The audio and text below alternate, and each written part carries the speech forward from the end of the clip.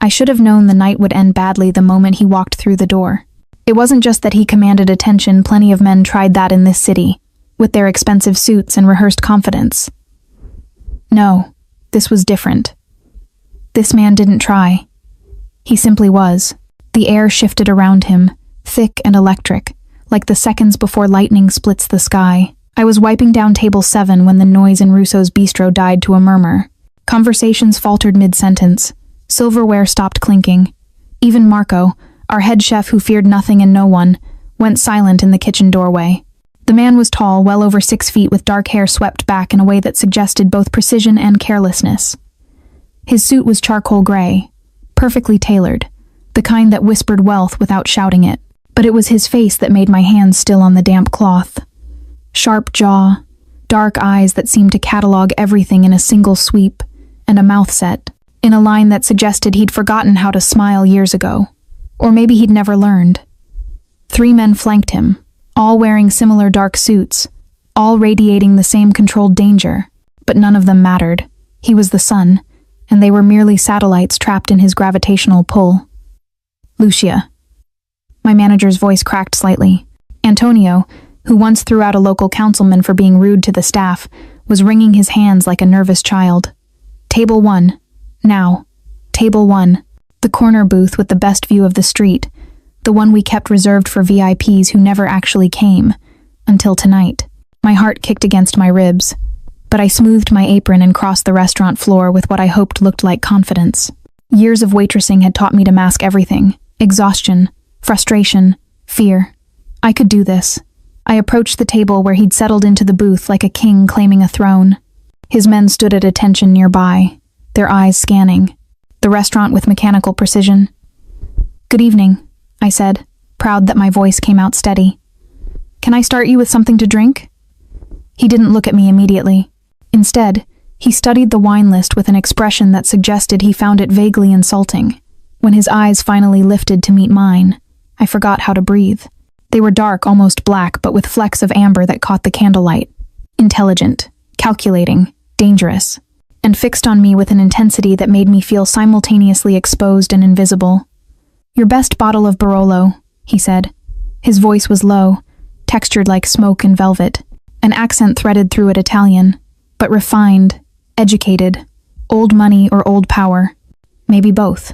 "Of course," I scribbled on my pad, grateful for something to do with my hands. "And for dinner? We'll decide." It wasn't a dismissal exactly, but it felt like one. He returned his attention to the menu, and I should have walked away. I should have. But then one of his men, a shorter man, with cold blue eyes and a scar running down his left cheek, leaned in and muttered something in rapid Italian. Something about logistics and shipments and timing. The man at the center, the one who'd stolen all the oxygen from the room, responded in what I immediately recognized as Russian. Fluid, commanding, absolute. The scarred man blinked, then tried again in what sounded like Greek. Without missing a beat, the dark-eyed man replied in Greek, his tone dropping to something that made the other man's face go pale. My hand moved before my brain caught up. I set down my pad and said, in perfect Greek, perhaps he'd understand better if you spoke slower. Fear makes comprehension difficult. The silence that fell was different from before. This one had weight, gravity, consequence. All 4 men turned to stare at me. The scarred man's face flushed with rage or embarrassment, I couldn't tell which.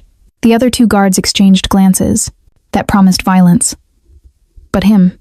The man in the center tilted his head slightly, and something flickered across his face. Surprise, maybe. Or amusement. Or something far more dangerous. "You speak Greek," he said. It wasn't a question. Among other things. I don't know what possessed me to add that. Maybe exhaustion from pulling double shifts. Maybe the recklessness that sometimes seized me when I was tired of being invisible. His eyes narrowed. "How many languages?" "Enough. Demonstrate." It was a command, not a request. Every instinct screamed at me to apologize, to back away, to remember my place. But there was something in his gaze, a challenge. Yes, but also genuine curiosity, as if he'd discovered something unexpected and hadn't decided yet whether to keep it or crush it. I switched to Italian. "Your Barolo will be out in a moment. Shall I give you time to decide on dinner, or would you prefer recommendations?" Russian, he said. I complied, repeating the same sentence with flawless pronunciation. French. Again. Mandarin. I hesitated for only a heartbeat before delivering it perfectly. Something changed in his expression. The hardness softened at the edges, revealing something almost human underneath. Almost impressive. He leaned back against the leather booth, and for the first time, his mouth curved into something that might have been a smile if it had contained any warmth. What's your name? Lucia. Lucia. He repeated it slowly, as if tasting each syllable. Do you know who I am? No. It was a lie. By now, the pieces had assembled themselves in my mind.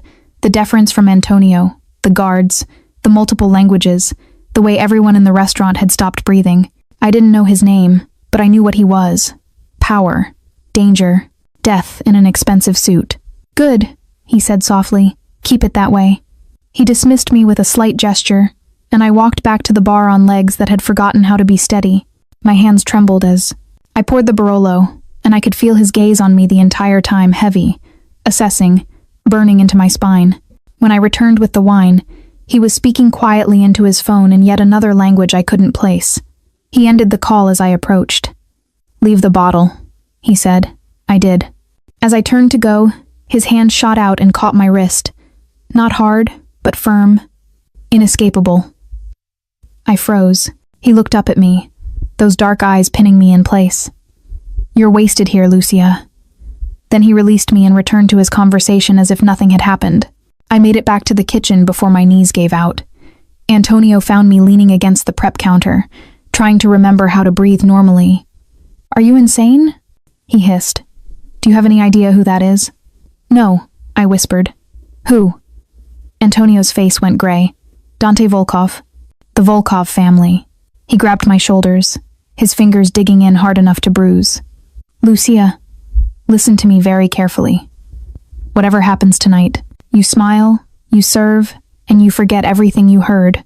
Understand? But I couldn't forget. Not the way Dante Volkov had looked at me. Not the feeling that my ordinary life had just ended. And especially not the black car that was idling outside the restaurant when my shift ended 3 hours later, or the man in the dark suit who stepped out of the shadows and said, Mr. Volkov requests your presence. Now. The rain had started during my last hour at the bistro, turning the streets into rivers of reflected neon and shadow. I stood on the curb with my jacket pulled tight, staring at the black Mercedes that looked like it had been carved from midnight itself. The man who'd delivered Dante Volkov's summons stood beside the rear door, his face impassive. He was younger than the others I'd seen earlier, maybe 30, with sharp features and eyes that tracked every movement on the street. I don't think so, I said, trying to sound firm. Tell Mr. Volkov I appreciate the offer, but I'm going home. It wasn't an offer. 4 words, spoken without malice, without emotion. Just fact. My stomach twisted. What happens if I refuse? The man's expression didn't change. You don't want to find out. Behind me, Antonio appeared in the bistro's doorway. Our eyes met, and I saw the answer written across his face. Go. Do whatever they want. Survive. My phone was in my pocket. I could call the police. But even as the thought formed, I knew how absurd it was. Men like Dante Volkov didn't fear the police. They owned them or intimidated them or made them disappear. Where are we going? I asked. Somewhere private. The man opened the door. Please. The addition of that single word please somehow made everything worse. It suggested civility, manners, a veneer of choice over something that had none. I climbed into the car. The interior smelled of leather and something else, cologne maybe, or just money. The seats were butter soft. The windows tinted so dark that the city outside became a blur of light and motion. The man who'd summoned me sat in the front passenger seat. Another driver I hadn't noticed before was behind the wheel. We pulled away from the curb, and I watched Russo's bistro shrink in the rear window until it disappeared entirely. No one spoke. I counted the turns we made, trying to memorize the route. Left, right, straight for 6 blocks, another left. But after 10 minutes, I lost track. The city became unfamiliar, the streets narrower, the buildings older and more imposing. We stopped in front of a warehouse that looked abandoned, broken windows, graffiti-scarred walls, weeds pushing through cracks in the pavement. But when the driver tapped a button on the dash, A garage door rolled open to reveal pristine concrete floors and recessed lighting that turned everything cold and clinical. "Out," the younger man said. My legs had gone numb during the drive.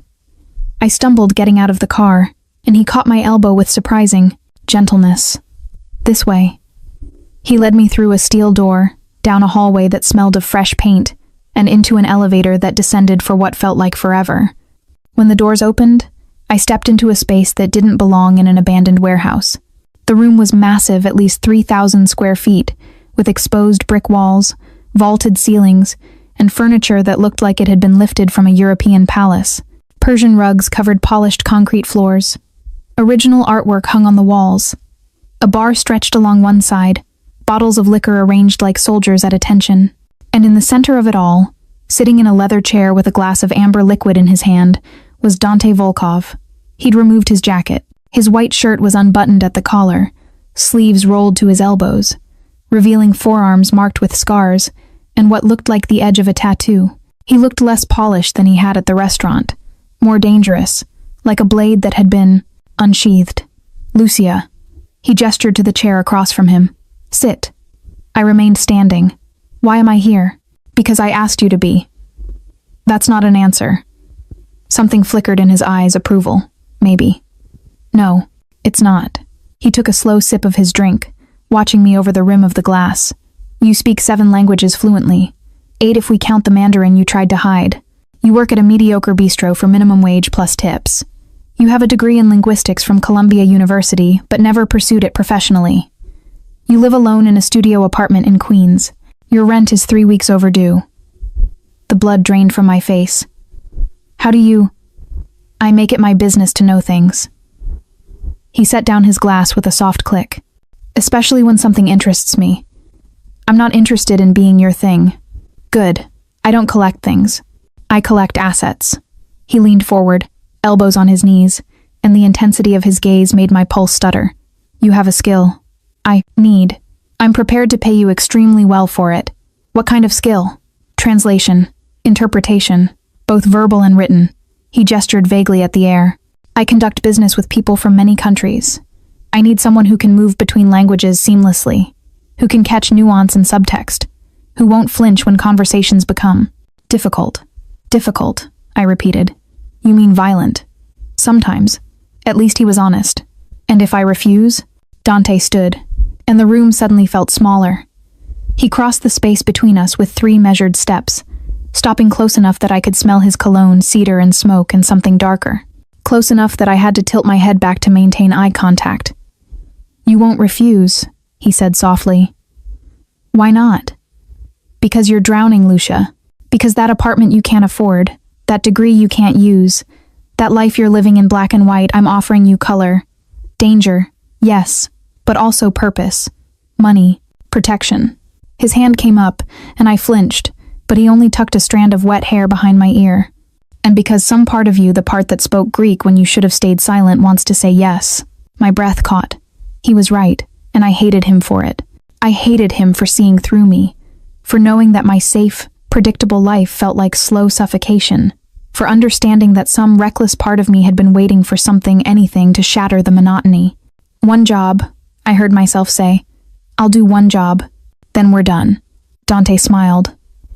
It was the first real smile I'd seen from him, and it was terrifying in its beauty. "We'll see," he said.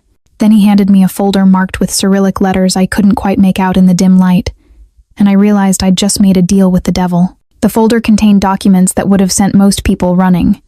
Shipping manifests, financial records, contracts written in 6 different languages with clauses that danced around words like acquisition and liquidation and territorial agreements. Nothing explicitly illegal, but everything steeped in the kind of menace that lived between the lines.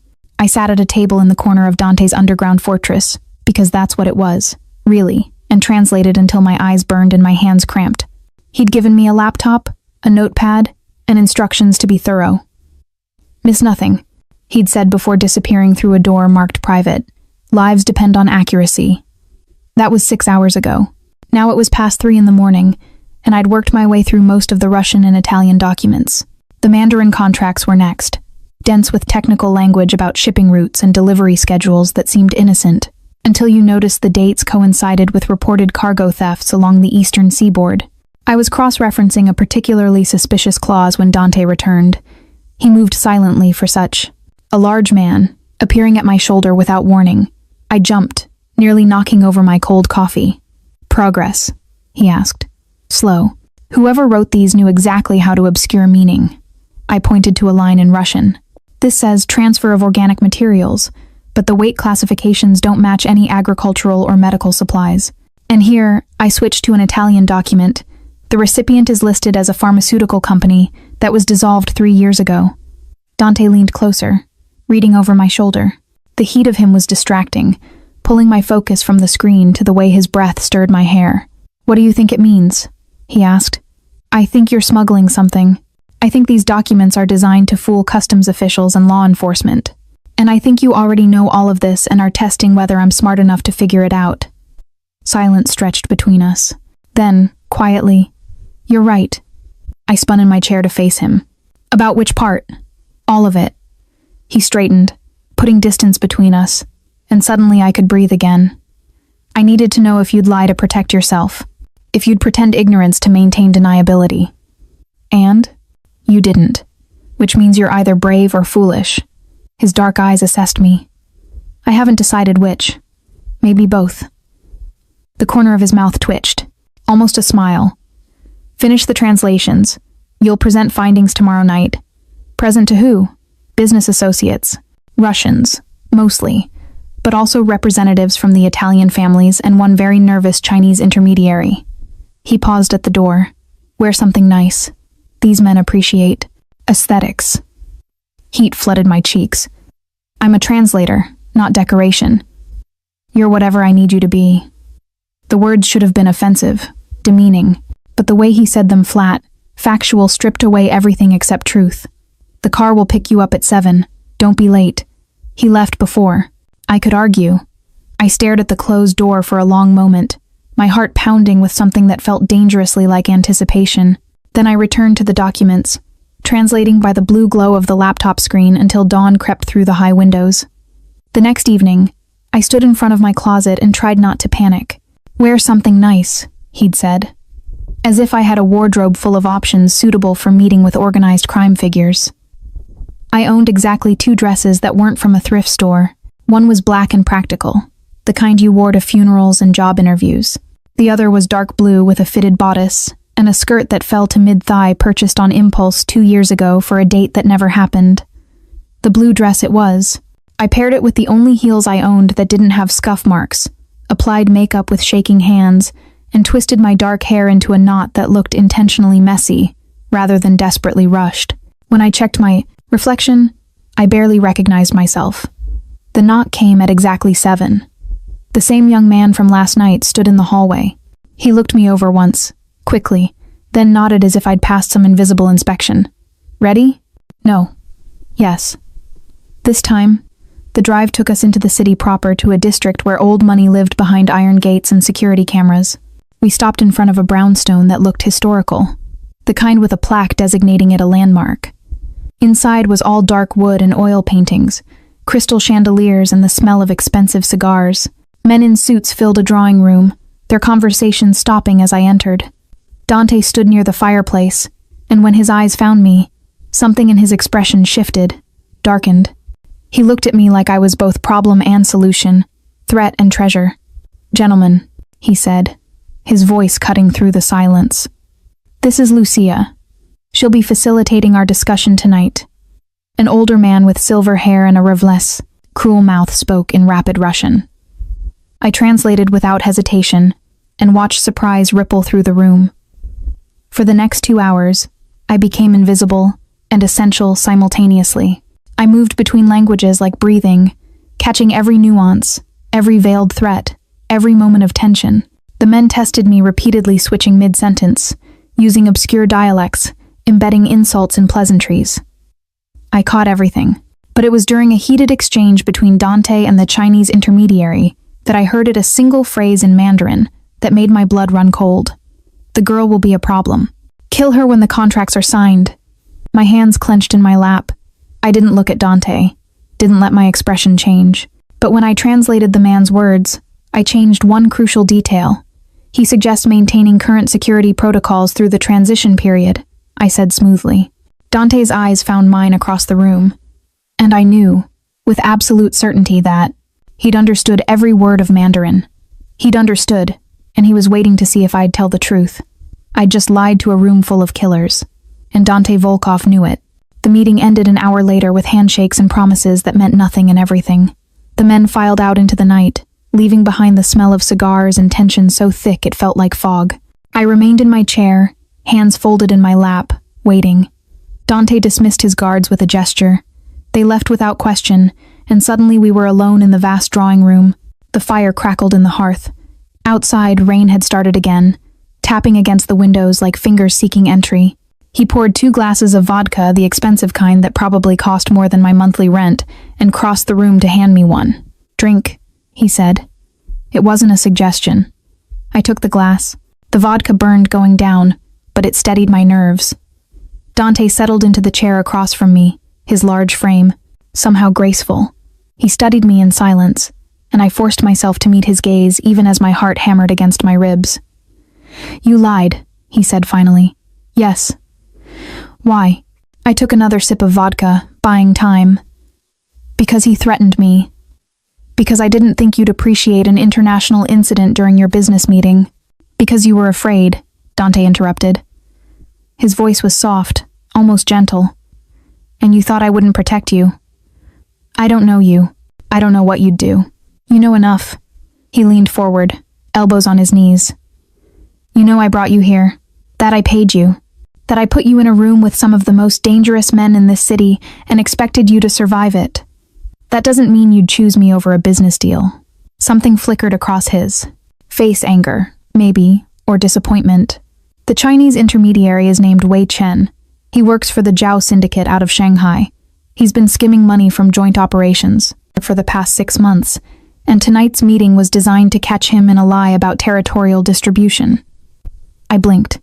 "I don't understand." He failed the test. "The contracts we discussed don't exist. This was about loyalty, about seeing who would try to eliminate potential threats versus who would work within established parameters." Dante's eyes never left mine. "You translated everything accurately until that final comment.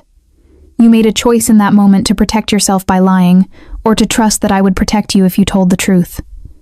My stomach dropped. "So I failed." "No." He stood, moving to the fireplace, his back to me. The flames cast shadows across his broad shoulders. "You survived. That's different than failing." "Then why do I feel like I made a mistake?" "Because you did." He turned to face me, and the intensity in his expression stole my breath. "But not the one you think. Your mistake was assuming I'd let anyone in that room harm you. You can't. Know what they'd do. I own this city, Lucia." His voice dropped to something quiet and absolute. "I own the police, the ports, the politicians. Every shipment that moves through here, every deal that gets made, it flows through me or it doesn't flow at all. The Zhao Syndicate wants access to East Coast distribution. They need me far more than I need them. If Wei Chen had touched you, his entire organization would have paid for it." The certainty in his words should have frightened me. Instead, it sent a different kind of heat through my veins, dangerous and intoxicating. "Why?" I whispered. "Why would you do that?" Dante crossed the room in 3 strides. He stopped close enough that I had to tilt my head back to maintain eye contact, close enough that I could see the amber flecks in his dark eyes. "Because you're mine now," he said simply. "I don't let people damage what belongs to me. I don't belong to anyone. Don't you?" His hand came up, fingers catching my chin, tilting, my face toward the light. "You took my money. You sat in that room and translated words that could start wars.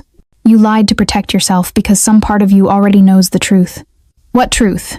"That you're already in too deep to walk away." He was right. God help me. He was right. I should have been terrified.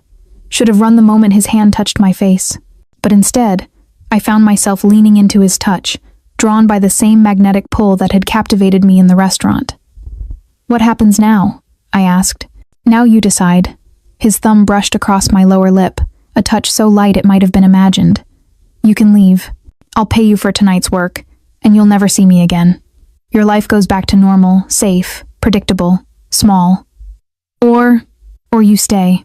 You work for me, with me. You translate, yes, but also more. You become part of this world, with all its dangers and rewards. His hand dropped away, and I immediately missed the warmth of it. But, understand this, if you stay, you're all in. No half measures, no leaving when things get difficult. My mind screamed at me to choose safety, to take the money and run, to return to my quiet life of overdue rent and wasted degrees. But my heart, that reckless, hungry part of me that had spoken Greek when I should have stayed silent, whispered something else entirely. I'll stay, I heard myself say. Dante's expression didn't change, but something in his eyes darkened with satisfaction. Then we have work to do. Wei Chen will report back to his superiors that the meeting went well. In 3 days, he'll attempt to have me killed during a supposed negotiation. We need to be ready. How do you know? Because it's what I would do. He moved to the bar, refreshing both our drinks. You'll attend the meeting as my translator. When the shooting starts, you'll do exactly as I say. Understand? When the shooting starts, I repeated faintly. You say that like it's inevitable. It is. He handed me the glass, and our fingers brushed. The contact sent electricity up my arm. Welcome to my world, Lucia. Try not to die in it. Then he smiled, truly smiled, and I realized I'd just agreed to walk into hell with a man who looked like the devil himself. And the most terrifying part was that I wanted to. The next 3 days passed in a blur of preparation and proximity. Dante moved me out of my apartment, too exposed, he said, and into a penthouse in Midtown that had more square footage than my entire building back in Queens. Floor-to-ceiling windows overlooked the city. The furniture was modern and expensive. The closet in my bedroom contained clothes that hadn't been there before, all in my size, all perfectly suited to the role he expected me to play. I didn't ask how he knew my measurements. Each morning, a car arrived to take me to various locations, warehouses, offices, private clubs where I sat beside Dante, and translated conversations that ranged from mundane business to thinly veiled death threats. I learned the hierarchy of his organization, the web of alliances and enmities that kept the peace, the razor's edge he walked between power and destruction. But it was the evenings that undid me. After the meetings, after the guards were dismissed, and the business concluded, Dante and I would return to the penthouse.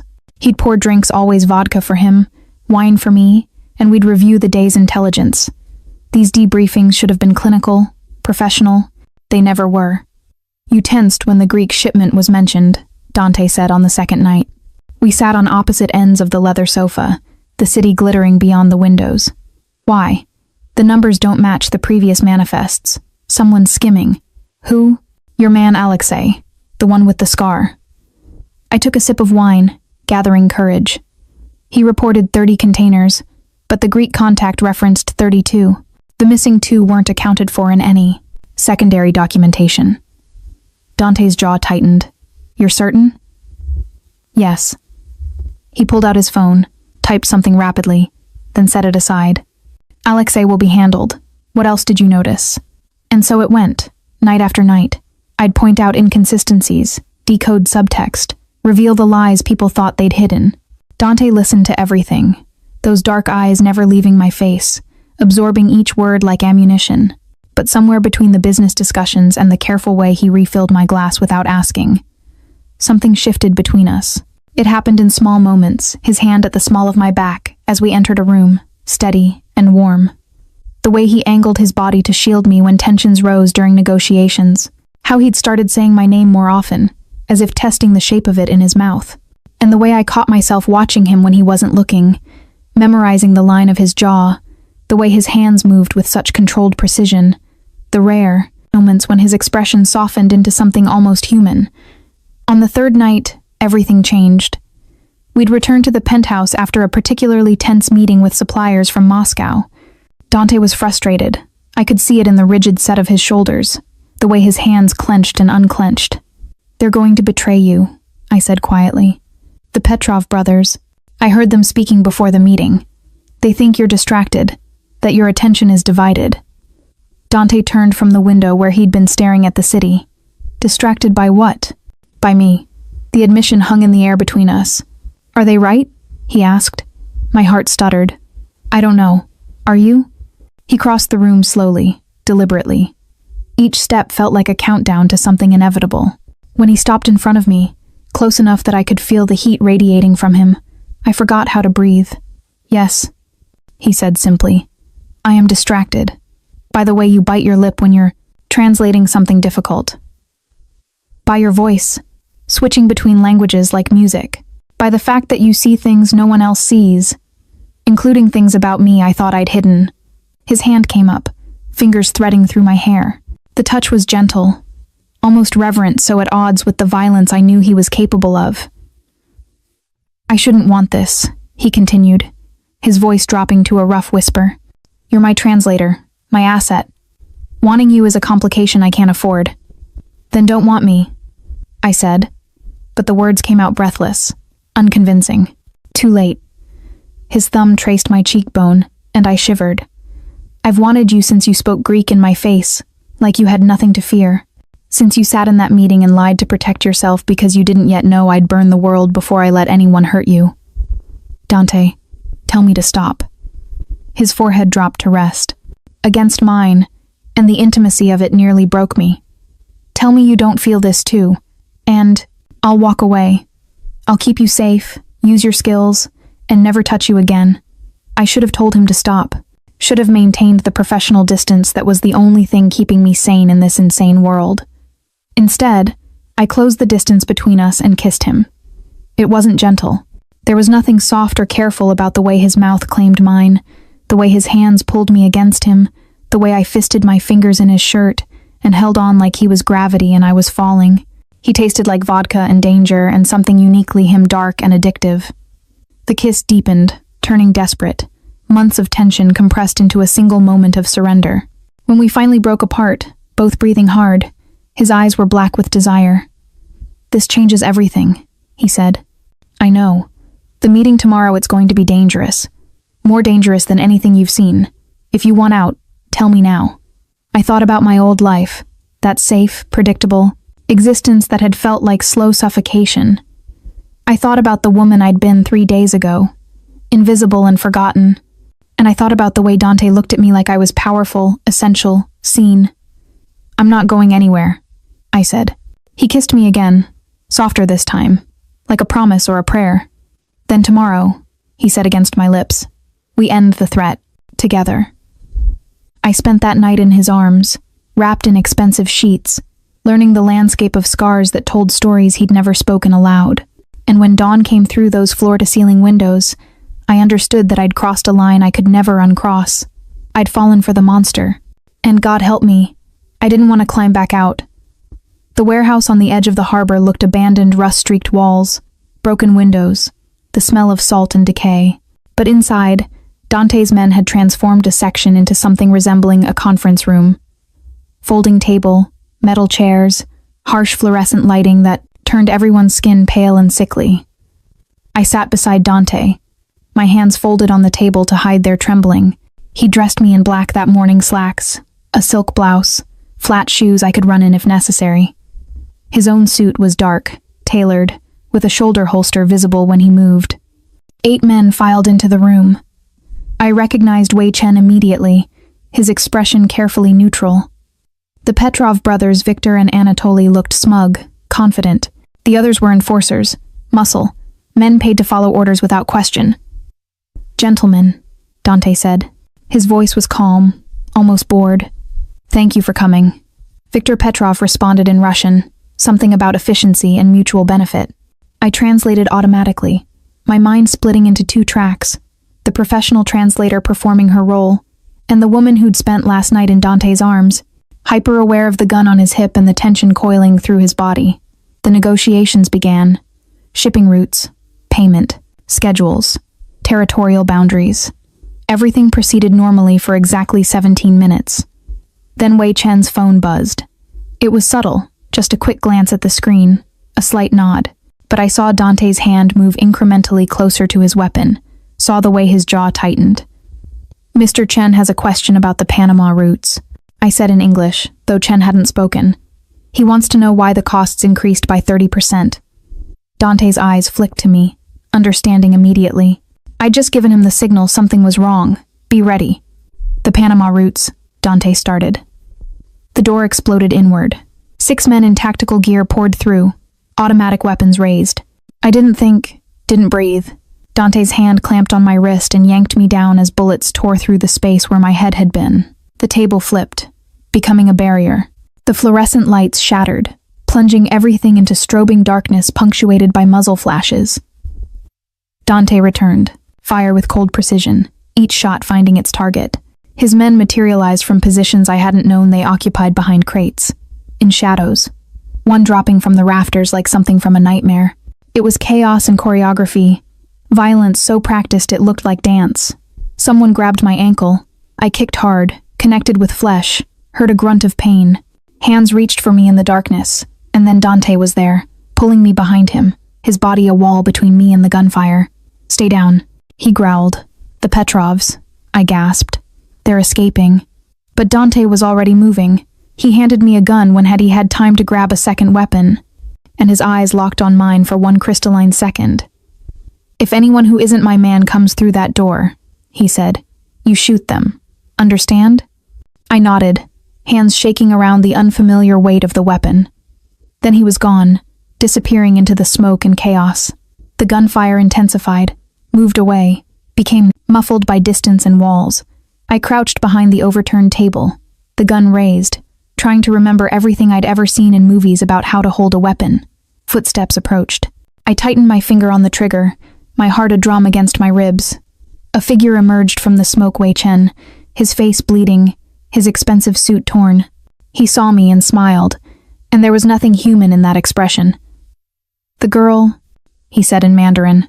"The boss said to deliver you intact. He has questions."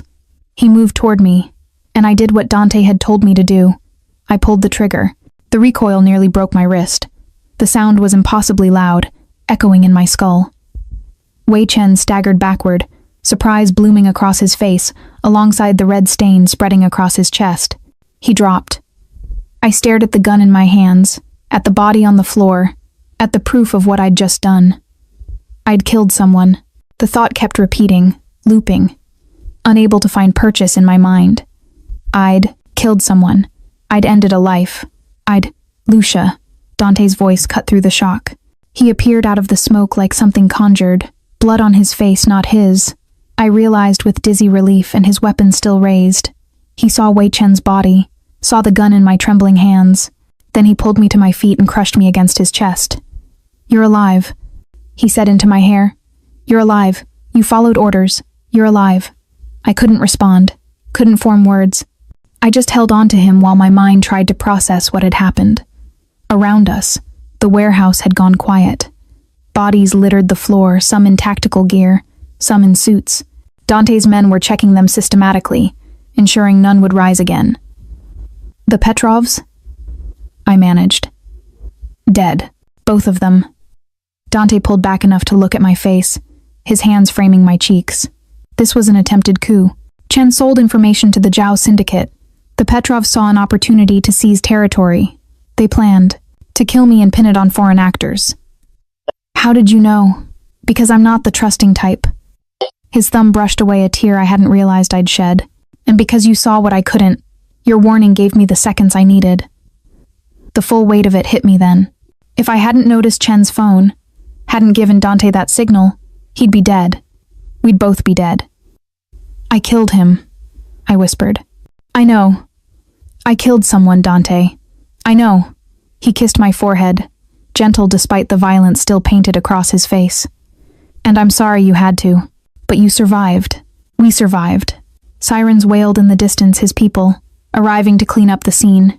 Everything would be handled, sanitized, erased. By tomorrow, this warehouse would show no evidence of the war that had been waged in its belly. But I would remember. I would remember the weight of the gun, the sound it made, the way Wei Chen's eyes had widened in surprise. I would remember becoming someone new, someone who could kill to survive in Dante Volkov's world. And the most terrifying part was that I didn't regret it. They took me to a safe house. Not the penthouse compromised, one of Dante's men said, but a brownstone in Brooklyn that looked ordinary from the outside and was a fortress within. Steel-reinforced doors, bulletproof windows, security cameras covering every angle. I sat in the bathroom for an hour, scrubbing Wei Chen's blood from my hands. The water ran pink, then clear, but I kept washing, kept trying to erase the evidence of what I'd done. Dante found me there, my hands raw and red, soap suds up to my elbows. He turned off the water without speaking, dried my hands with a towel, led me to the bedroom and sat me on the edge of the bed. "Talk to me," he said. "I don't know what to say."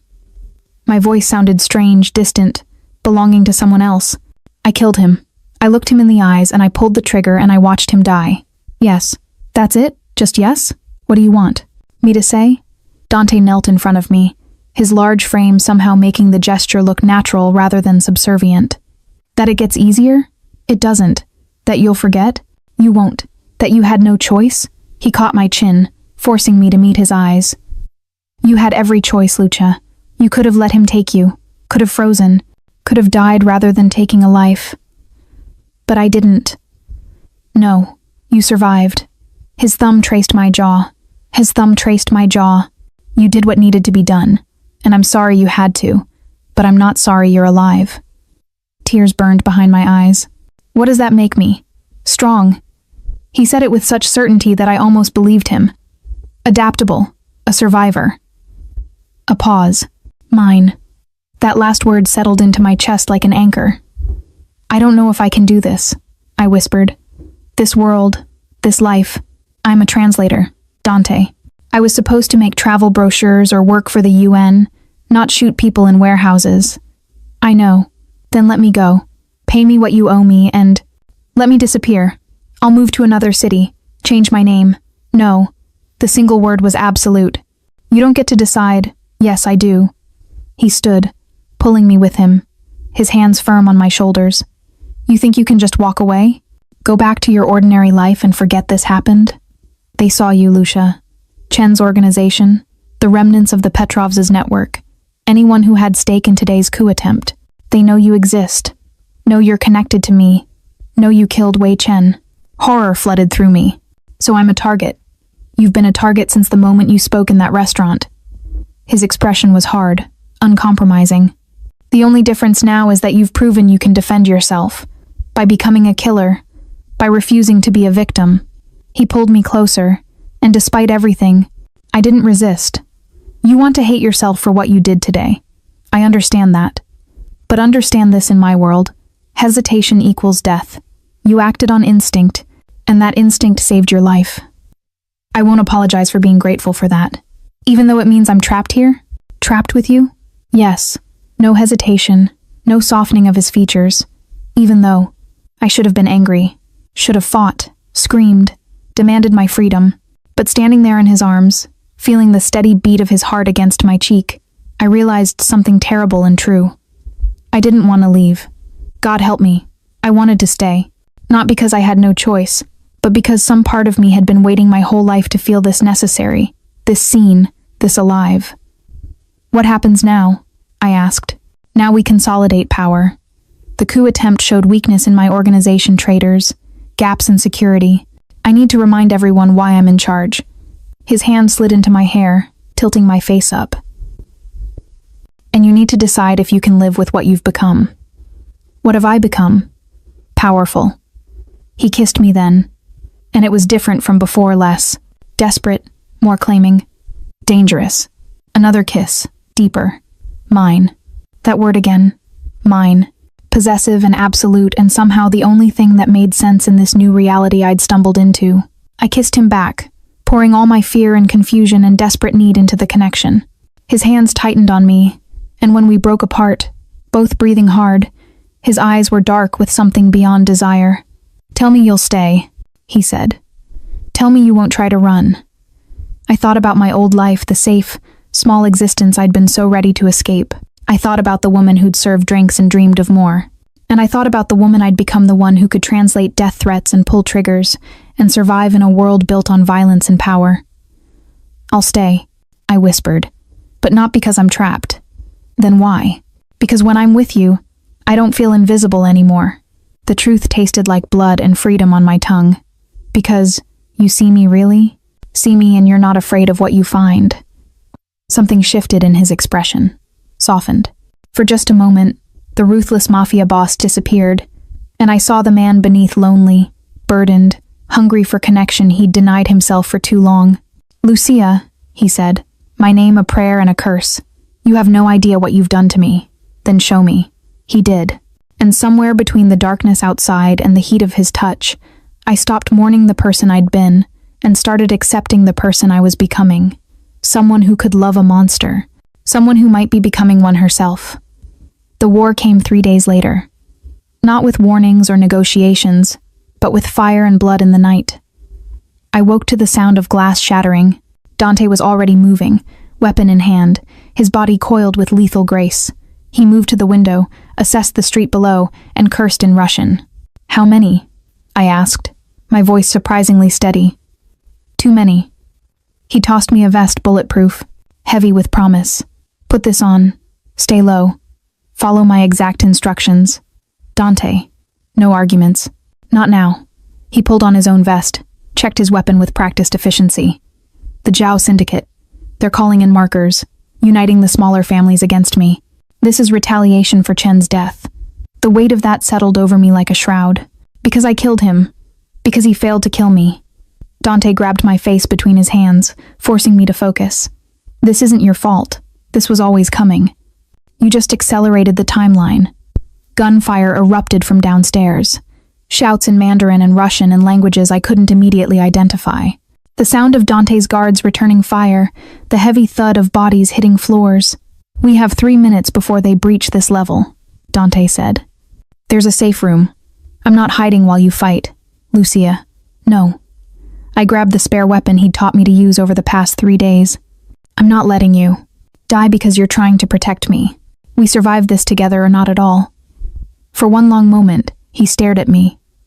Then, impossibly, he smiled a flash of fierce pride that made my heart stutter.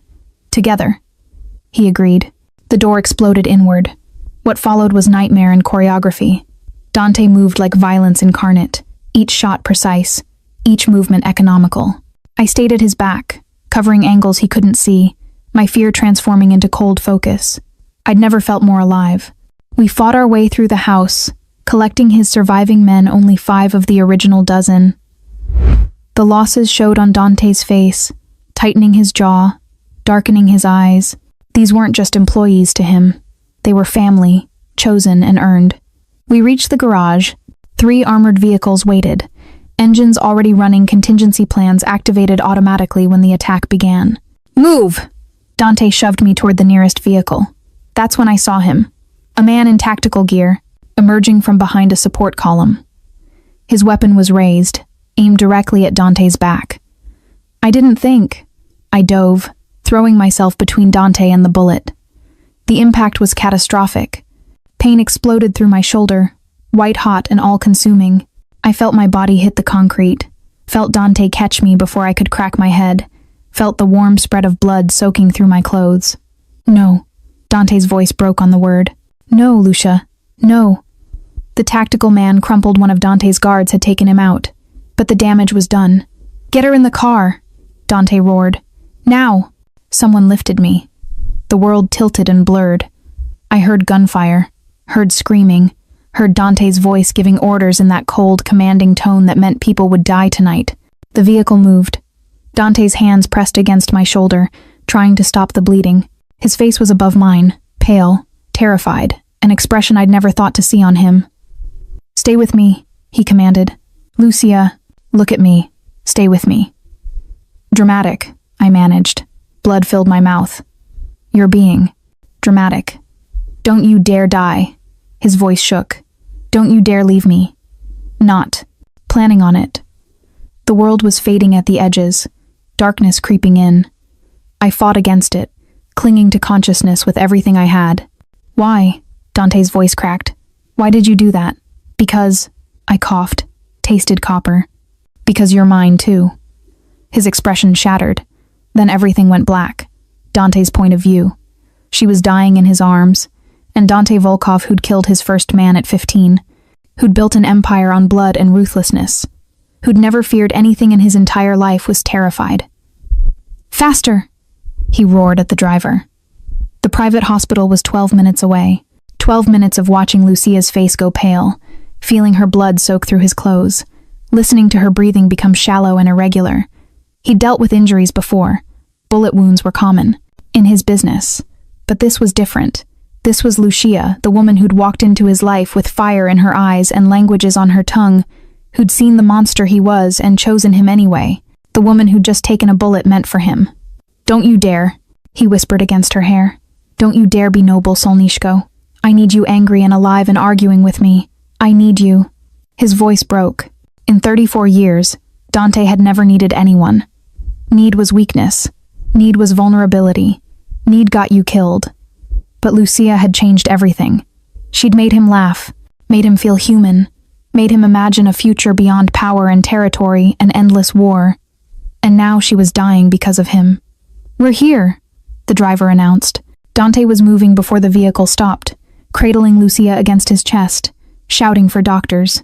His personal physician, a man who knew better than to ask questions, appeared immediately. "Gunshot wound, upper left shoulder," Dante reported, his voice clinical despite the terror clawing at his throat. "Through and through, minimal bone damage, but she's lost significant blood. Get her to R1, the doctor ordered. They tried to take her from his arms. Dante held on. "Mr. Volkov," the doctor said gently, "we need to operate, now."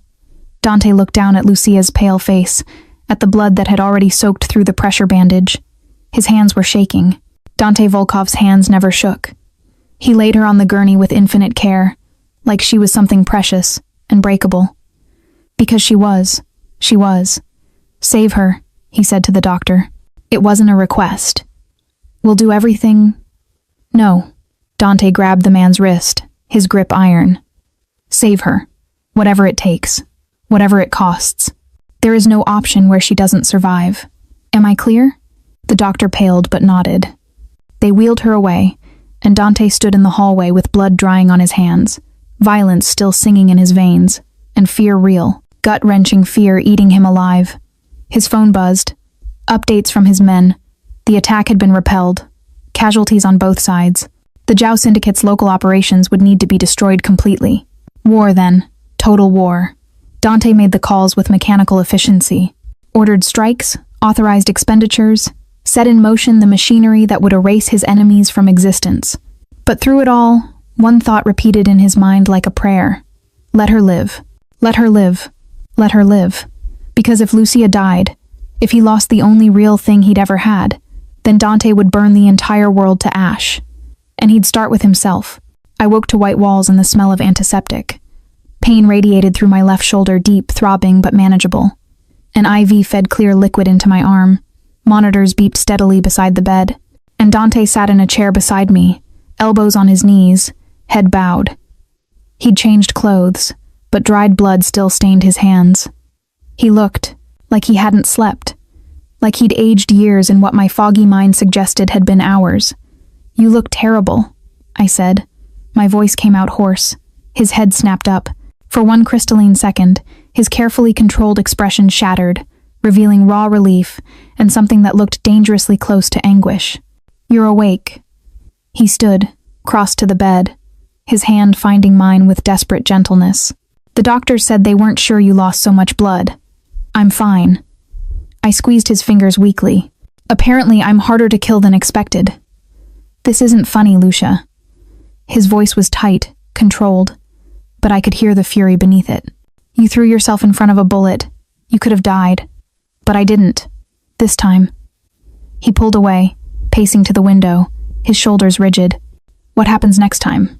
When you decide my life is worth more than yours, and you do something equally reckless, would you prefer I'd let you die?" "Yes." He spun to face me, and the raw honesty in his expression stole my breath. "Yes, I would prefer that. My life for yours, that's a trade I'd make every single time." "That's not your choice to make, isn't it?" He crossed back to the bed, his hands gripping the railings.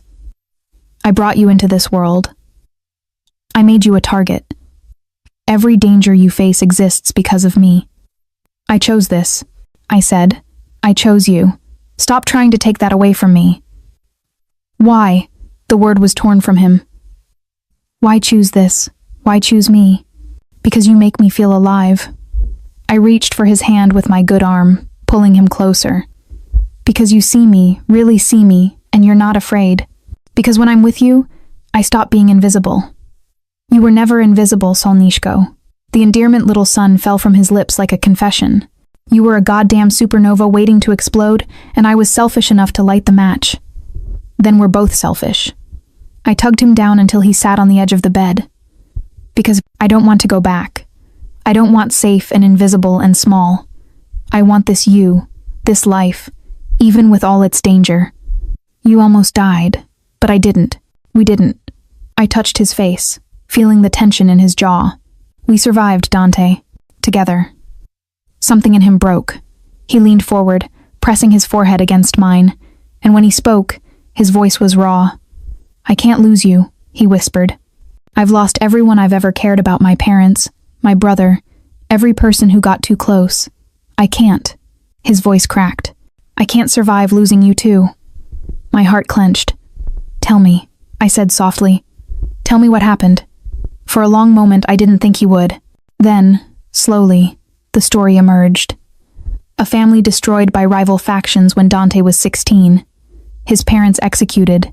His younger brother killed trying to protect him. Dante, surviving through violence and cunning, building an empire on the ashes of his grief. Alone, always alone, until me. I don't know how to do this, he admitted. How to care for someone without turning them into a weakness. How to love without it becoming a weapon someone can use against me. You don't, I said. You just do it anyway. He pulled back enough to look at me, his dark eyes searching mine. What if I destroy you? What if you don't? I touched his jaw. What if we destroy each other and rebuild something better? A ghost of a smile crossed his lips. When did you become the brave one? When you showed me I could be. He kissed me then carefully, mindfully of my injury, but with an intensity that made my pulse race. When he pulled away, his expression had shifted into something determined. The Zhao Syndicate is finished, he said. I destroyed their operations last night. Completely. There's no one left to threaten you. Good. And I'm restructuring my organization, installing new security protocols. You'll never be that vulnerable again, Dante. Let me finish. His hand found my uninjured one, threading our fingers together. I'm also giving you a choice, a real one, without coercion or consequence. My heart stuttered. What kind of choice? Stay with me. Not as my translator or my asset, but as my partner, my equal. Share this empire I've built. Learn the business, make decisions, stand beside me instead of behind me. His thumb stroked across my knuckles. Or leave. I'll set you up with new identity, unlimited funds, protection that will follow you anywhere. You can start over, build the life you should have had. You'd let me go? I'd die inside. But yes. His jaw tightened, because loving you means giving you the choice I never had. Tears burned behind my eyes. You love me? Desperately, completely, in ways that terrify me.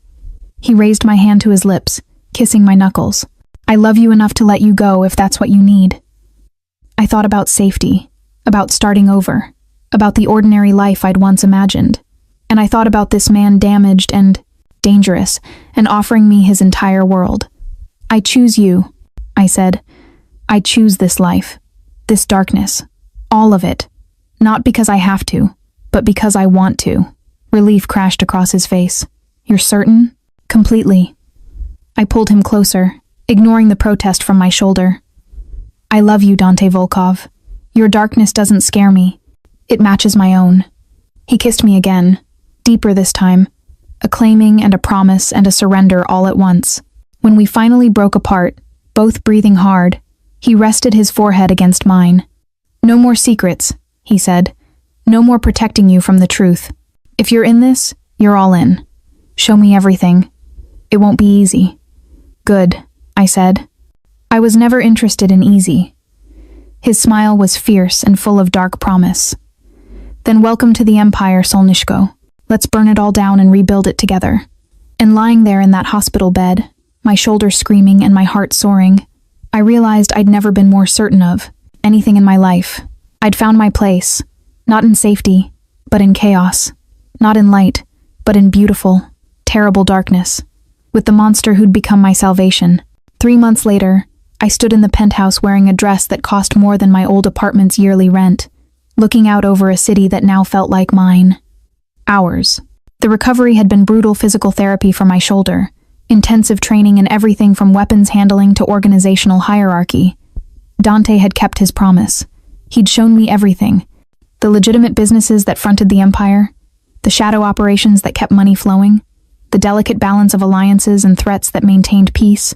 I'd absorbed it all like a language I'd been born to speak. Tonight was the first major meeting since my injury. Representatives from 7 families gathering to discuss territorial agreements and profit sharing. A show of unity, Dante had said. A demonstration of strength. And a test. You're nervous, Dante said, appearing behind me. His hand settled on my shoulders. The injured one no longer made me flinch, and I leaned back against his chest. I'm about to sit in a room with people who tried to kill us. Some of them, yes. His lips brushed my temple. But they've learned there are consequences for that. Severe ones. The Zhao Syndicate's remnants had been systematically dismantled. Not quickly, that would have been mercy. Instead, Dante had taken apart their organization piece by piece, making an example that would be remembered for decades. I should have been horrified by the violence. Instead, I'd helped plan it. Any last advice? I asked. Remember, you're not just my translator anymore. You're my partner, my equal. They need to see that. He turned me to face him, his dark eyes intense. Don't defer to me. Don't hide your intelligence. You've earned your place at that table. Through blood, I said softly. Through strength. He caught my chin. Through choosing to stand when you could have run. That means more than blood ever could. The car arrived 30 minutes later. This time, the meeting was held in one of Dante's legitimate properties, a private club in Midtown with Gilded Age architecture and security, sophisticated enough to detect weapons at molecular levels. No violence would occur here. This was neutral ground, sacred by unspoken agreement. We entered together, and I felt the weight of every gaze in the room. The families were represented by their leaders, men who'd built empires on violence and cunning. They assessed me with expressions ranging from curiosity to barely concealed hostility. Dante led me to the head of the table.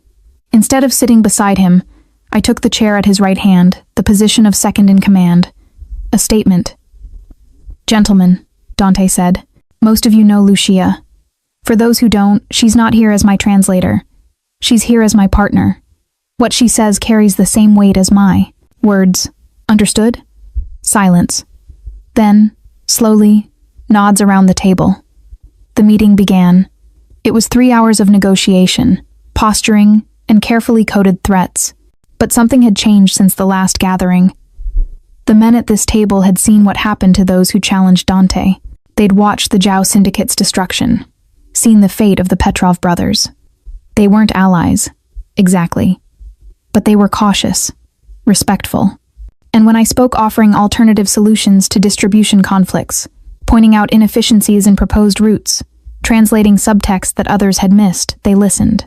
By the end of the meeting, I'd brokered 2 separate agreements and prevented what would have been a catastrophic misunderstanding between the Russian and Italian delegations. Dante's hand found mine under the table, squeezing once in approval. When the families finally departed, promises made and territories re-established, we remained in the empty conference room. You were magnificent, Dante said. I was terrified. You hid it perfectly. He pulled me into his arms. You just sat at a table with 7 men who could order your death, and you commanded their respect. Do you understand what that means? That I'm committed to this insanity? That you're powerful. He kissed me softly. That you're mine. That together, we're unstoppable. I wanted to protest that I wasn't his possession, but I understood what he meant. Not ownership, but belonging. The difference between being claimed and choosing to be claimed. Take me home, I said. Which one? He smiled against my lips. He smiled against my lips. We have 4 safe houses, the penthouse, the estate upstate, anywhere you are.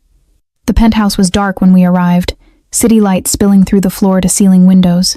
Dante poured drinks, vodka for him, wine for me, and we stood looking out over the empire we'd built together.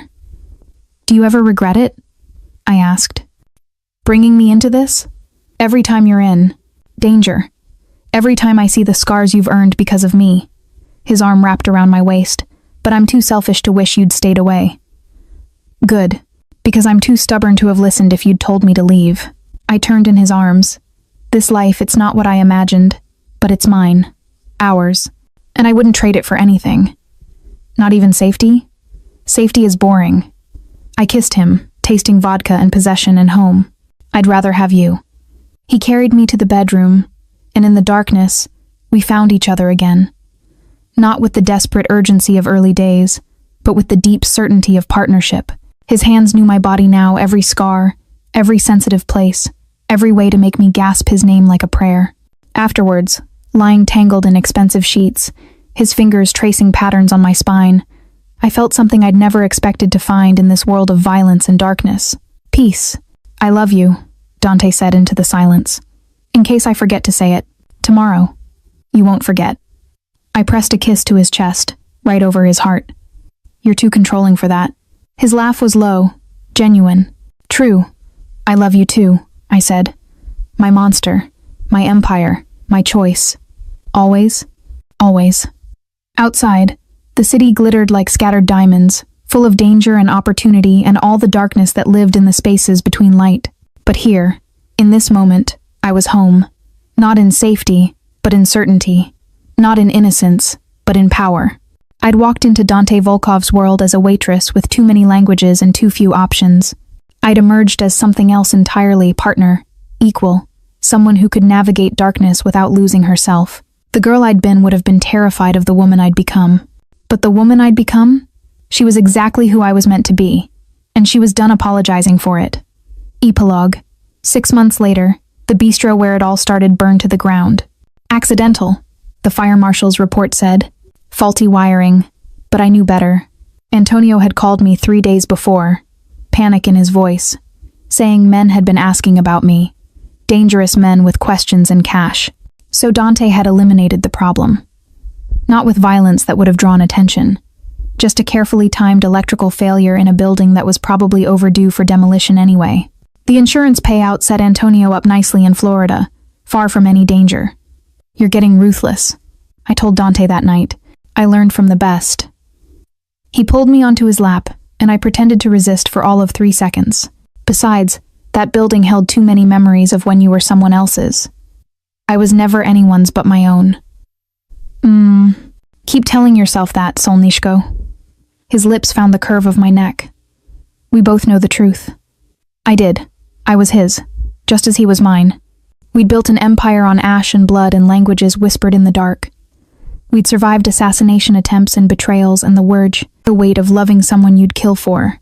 And every morning, I woke up beside a monster and chose him all over again. Not because I had to, but because some people are meant for ordinary love and quiet lives. And some of us are meant for this beautiful, terrible, and forever. I chose this. I chose him. And I'd burn the world to keep it.